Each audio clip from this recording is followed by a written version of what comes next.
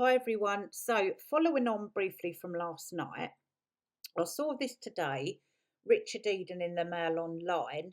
So, this was the 9th of March. Now, he's explaining that he feels, or it could be a case that Mr. and Mrs. Overseas done this in revenge for losing Frogmore, which you can't put past Mr. and Mrs. Overseas, can you? Because they are that petty and pathetic. But if this theory is correct, one, how is Archie and Lily going to feel growing up knowing that they were announced Prince and Princess via a tacky, cheap magazine? That's not only disrespectful to the British public and the royal family with Harry and Meghan doing it that way, it's also really disrespectful to their children. And if it is true, then they can't think much of those kids to do this to them. How pathetic and how gross. So, and also, if, like I said, if the palace didn't know anything about this announcement, do you think that the palace, once it was announced, that it was said that they were blindsided by it, but do you think they very quickly took advantage of it, knowing King George I, 1717 laws he put down regarding the custody of royal minor children? Is this the mega plan? We never know. Or is it a case of the palace just can't say no to this couple? And for some weird reason, they just feel they cannot say no. So if that's the case, then monarchy is in for a rocky, rocky ride. So it says here, is Prince Harry enacting revenge on his father, King Charles, for evicting him? That is the question hot the lips of our royal experts. After the, no, I'm not going to call them that. After Mr. and Mrs. Overseas announced that their children will be Prince and Princess through the pages of People magazine, after a series of perceived slights against them, this this could be an act of retaliation.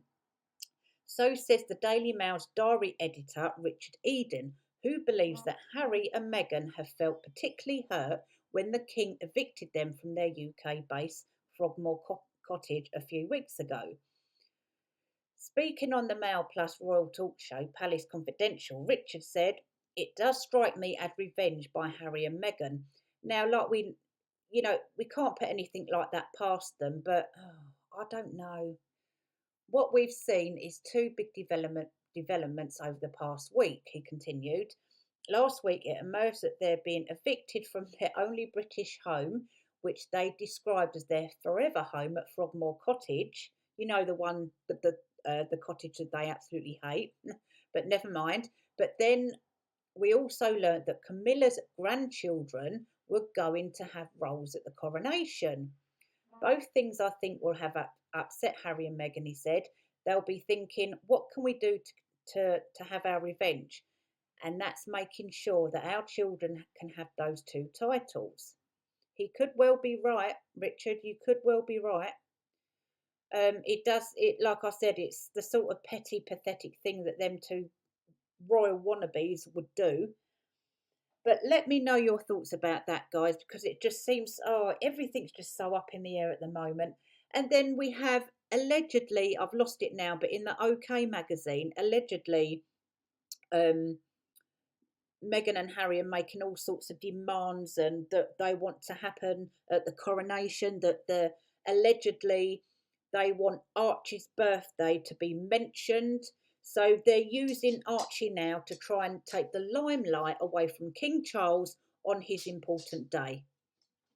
I really do feel sorry for Archie and Lily, and I do hope the first theory is correct, because if you think about it, unstable mother, unstable father, thank you, we'll take the kids off you. I hope that's the case, because those kids deserve a better upbringing. And let's hope that those children do grow up and do 10 times better than their unstable parents. I really do hope they do. And I hope that they will. I can just vision now, really, Meghan teaching her two children to grift better than she did. I can just see it now. Can you? But let's hope they rebel. Let's hope something's done to save their mental state, if anything. God, can you imagine them poor children? Oh goodness. But anyway, and saving the best till last, because I didn't have a chance yesterday to say much about it. But the Duke and Duchess of Edinburgh, it is so refreshing to see them two finally get titles that they can be trusted with. Um, they went up to Edinburgh yesterday. The crowds were out in force to welcome them. Everyone's so happy about it, and it is, isn't it? It's really refreshing, and I'm so happy for them, and they deserve it because they will do it with a smile on their face, despite how exhausted they get. They will still try and keep a smile on their face, just like the late Queen did, and just like Prince Philip did. Apart from his some of his comical comments, but that's why we loved him. But yeah, they're going to do a very good job of this and carry on the legacy of Prince Philip in a marvellous way, I do believe. So yeah, I'm really happy about that. It's about blinking time, and I love the way. So yeah, maybe the king did, pull a blinder there, because as soon as it was announced about Sophie and Edward, Harry and Meghan disappeared. So yeah, thumbs up there, Charles. I'll give you that for now. For now, you did play a blinder there. But let me know your thoughts in the comments, guys, and I will see you very soon. Thanks for watching.